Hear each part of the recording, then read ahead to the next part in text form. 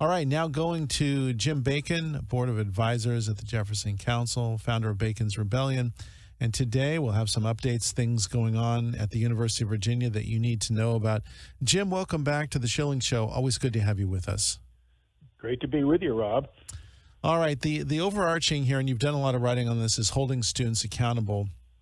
And I want to go first to one side of this, which were these hostile anti-Israel protests that were going on. There's even been some lawsuits filed over these. So if you would just refresh us briefly on what took place at UVA that caused this inquiry into the students. I'm not sure which inquiry you're talking about. I'm sorry. Yeah, the inquiry about the students who participated in the anti-Israel protests with the tents and the state police were called in. Okay. Well, there was a particular individual, Ben Doherty, or I'm not sure how you pronounce his name. Yeah. And it might be a her. I'm not sure. I've been corrected on that. They. So anyway, they. Okay, yeah. They. He. No, I'm going to let you go by with that. It's going to be too confusing if we're using improper English here. So you give it a dispensation.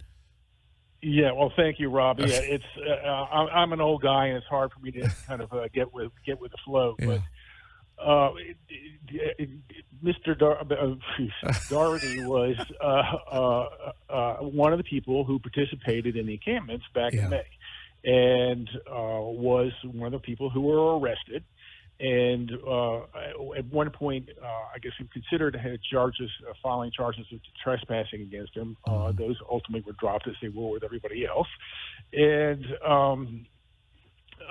then he, when the UVA administration kind of looked at his case, they gave him no sanction either, but they did write him a letter kind of basically warning him that any future kind of similar kind of actions in infractions could result in discipline and termination, I guess. So he took that as a threat, and I kind of called it saying that his right to express himself was being threatened by this letter that didn't discipline him in any way. And so he and a bunch of others, they kind of marched down the lawn down towards the president's office, I guess, at Manhall, and the president wasn't there. But anyway, they were chanting and filming themselves and releasing their video and so on. And it's a source of some concern in the faculty senate, and that there are people who are sympathetic to him. And all the others who were arrested during the May 4th encampment. And there have been calls for an investigation. And from what I deduce from watching the faculty senate proceedings, I guess Jim Ryan actually addressed the Senate, and he kind of was very vague, not very clear, but that movement to hold an inquiry into the events of May 4th are kind of dragging along, and there are procedural obstacles or something. So it hasn't been called into a formal investigation yet. So we're going to go to a contrast here in a moment, but I just want to say that there are many people that I hear from, and it's been my own observation, you're watching much more closely than I am, that in UVA and oftentimes in Charlottesville courts, in some of the cases we've covered locally, it appears to be, at least in some instances, more about who you are, what your perspective is, rather than what you've done. And I'm guessing you might see things the same way. Are we having an issue at UVA with that? Well, that's certainly been my observation. You look at the way the prosecutors have gone after the participants in the Unite the Right rally. Now, that's a totally despicable crew, and I have absolutely no sympathy for them or whatsoever. But you can note that the prosecutors have gone after them, and years after the event, they're still filing charges and trying to put these guys in the jail. And if they've broken any laws or rules or anything, then I'm all in favor of that. But how many people on the left who participated in the Unite the Right rally? How many of those people? I mean, they came there ready to rumble, and they engaged in kind of fights with the neo-Nazis. Have any of them been put in jail, or has anyone done anything to them? And that seems to be a typical pattern. I mean, so the local radicals and militants at the University of Virginia, it's not like what they're doing is not like they're not going around beating up people. I mean, they're not. The crimes they're committing are relatively where misdemeanors are pretty minor by comparison. But when they're trespassing and they're refusing lawful orders to disband and disperse, those are things that could be criminal, could be prosecuted. And I can't recall a single instance of the local prosecutors ever deciding, okay, yeah, we're going to go ahead and we're going to go forward with this. So, I mean, you can draw your own conclusions about the double standards applied by I guess Mr. Hingley in Albemarle County, and I'm not sure what the prosecutor's name in Charlottesville, but Mr. Platania. Yeah. Well, this is interesting, and I'm glad you brought up the Unite the Right. We had a commemoration of that event on the date in August, and one of the things we did was to play a report that was an interview here on this station on a Saturday morning. It was Wendy Edwards. I think it was on a Saturday morning. And she was talking to Dave Norris, the former mayor of Charlottesville, who said very clearly in the interview that Donald Trump was right and that the vast majority from his observation of the violence was initiated by those on the left. Just for the record. Yeah, and you go back and read the Heathy report. I mean, Heathy traces the evolution of the whole thing. It isn't the Unite the Right rally didn't occur out of the blue. I mean, it's a whole series of events that started with this controversy over the statues and just kind of like escalated. And it was kind of tit for tat with the right, and the far left going back and forth at each other. But in Charlottesville, there's kind of been a new mythology created, which was all the result of all the bad stuff happened because of the Nazis. And of course, it was a neo-Nazi who ran his car into that crowd. So, yes. I mean, there's no question that was an awful, awful thing, and they deserve all the calumny they get from that. But it didn't occur in a vacuum. We're talking with Jim Bacon, and coming back on the other side, we're going to look at the converse of how students are being held accountable at the University of Virginia. This time, a crackdown on fraternities and some very disturbing information that Jim's uncovered and published on that. Stay with The Schilling Show. Our final segment is straight ahead. All right, The Schilling Show into our final segment of the show for today. Jim Bacon, Board of Advisors with the Jefferson Council. On the University of Virginia, holding students accountable in some instances and maybe not so much in others. So let's go on to this very interesting discovery that you had about the crackdown on fraternities and what happened with Theta Chi. Well, the University of Virginia is almost kind of militant in its desire to control hazing. And in the popular mind, I mean, hazing is associated with things like forcing kids to drink a lot of alcohol and getting really, really drunk and jumping out of windows and falling downstairs and all those sorts of things. And sometimes, tragically, those things do happen. So yes, hazing can be a problem if people aren't really careful about it, and probably does require some kind of oversight and regulation. But what's happened at University of Virginia, they've expanded the definition of hazing. So it's not just involving things that are cause physical injury or harm. Now they're concerned about causing psychological or emotional injury and harm. So if you have these hazing ceremonies and kids kind of give each other names or make fun of them or ridicule probationaries who get the wrong answers in these quizzes about his fraternity lore, if those kinds of things happen, then that's considered beyond the pale. That's something that's considered to be awful now. And so over the last 3 years, the University of Virginia has sanctioned 10 fraternities. Well, non-fraternities, one sorority, and suspended 5 of them. So they are basically dissolved as operating entities and not allowed to participate in other kind of interfraternity events or participate in interfraternity council. And if they obey all, respect the rules and regulations, then they can try to reconstitute themselves after 4 years.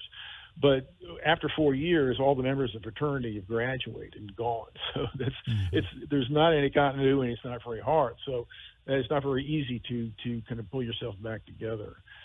So a lot of people just really concerned. They think it's like it's just way overboard. They think the extension of the definition of hazing to causing emotional harm is ridiculous, and the sanctions are overly broad and harsh, and that there's a sense that the university or a significant number of people in the university administration would love to get rid of fraternities altogether, because I mean they are, after all, kind of legacies of a era of white heterosexual patriarchy, and they're just kind of ideological abominations.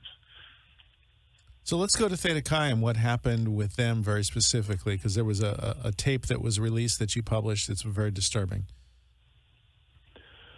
Yeah, so in the Theta Chi's case, they had a ceremony in kind of a hazing ritual in which one of the things that happened, they had to eat some kind of concoction with jalapeno peppers in them. And one or more of the students vomited.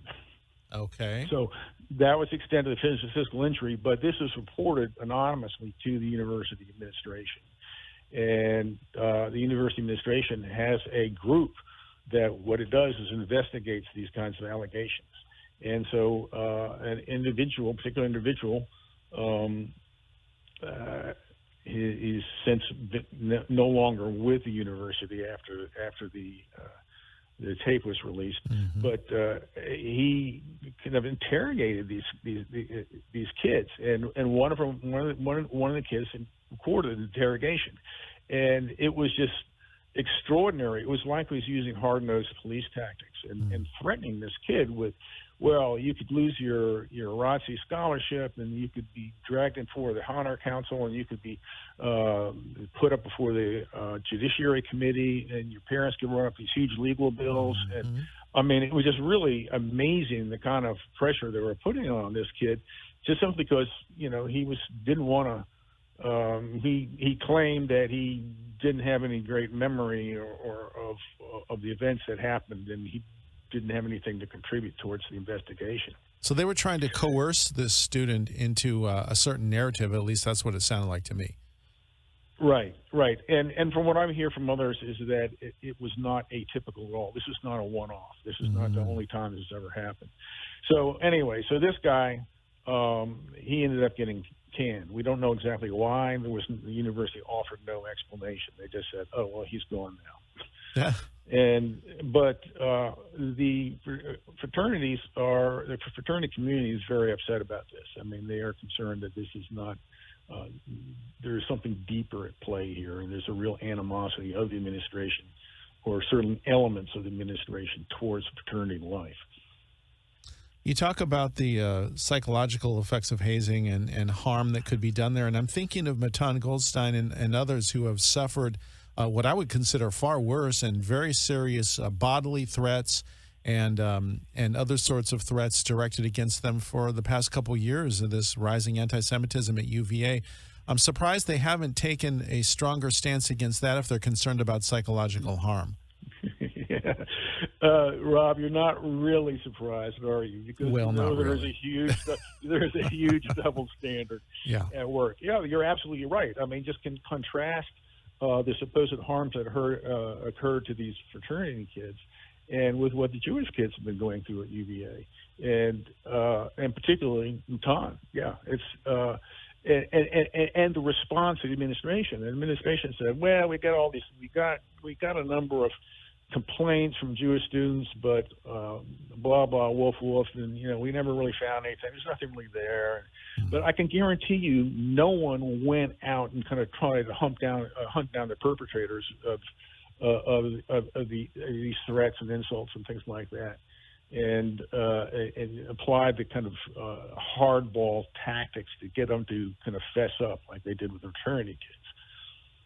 So do we have hope, and I know you watch this very carefully, but there is a new composition with a pretty substantial majority of appointees on the Board of Visitors coming from Governor Youngkin as opposed to the old ones who were from Governor Northam.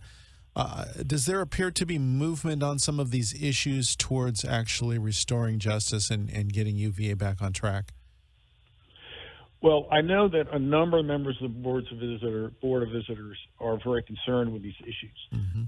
The trick is they've got such a full plate. Yeah. There's so much going on that it's kind of hard to kind of deal with them all, and you have to you pick your battles. And so the biggest battle that's being fought right now is this investigation into the charges of the medical school faculty members. Yes. About all sorts of managerial abuses and possible even fraudulent upcoding of in the billing process. Mm-hmm. And so the good news there is that the board has basically taken charge of that investigation. There was a lot of concern. President Ryan announced the investigation. There's a lot of concern, particularly among faculty members, that he had already kind of showed his hand that he was sympathetic to the head of the health system and the medical school dean, and therefore people were really mistrusting whether there could be an objective inquiry or not. But at the last faculty meeting, they read a letter from the leaders of the investigation, who are Rachel Sheridan and gosh, I'm blanking on. That's okay. We'll let it go. But, that's all right. Yeah, they're with the Board of Visitors Audit and Compliance Committee. They're running the show, mm-hmm. and so it's I don't think anyone is going to be worried that they're going to try to hide anything. They just want to do their job, find out what happened, and find out if there's any substance to the charges. I don't think I don't think anyone has to worry about that. They're going to be a kangaroo court trying to kind of figuratively lynch anybody. Mm-hmm. But on the other hand, I don't think they're going to sweep anything under the rug either. They're both very critical. I mean, very competent and dispassionate people. So I have a lot of faith in the outcome of that. Jim Bacon, if people want to follow the efforts of the Jefferson Council or follow what you do online, tell us how, please. Well, great. Well, they can keep tabs with the day-to-day reporting on the Bacon's Rebellion blog at www.baconsrebellion.com, and you can also check out the Jefferson Council website at thejeffersoncouncil.org. Please extend our best wishes to your colleagues, and thank you for your continuing efforts to tell the truth, Jim. Really appreciate it. Thanks so much, Rob.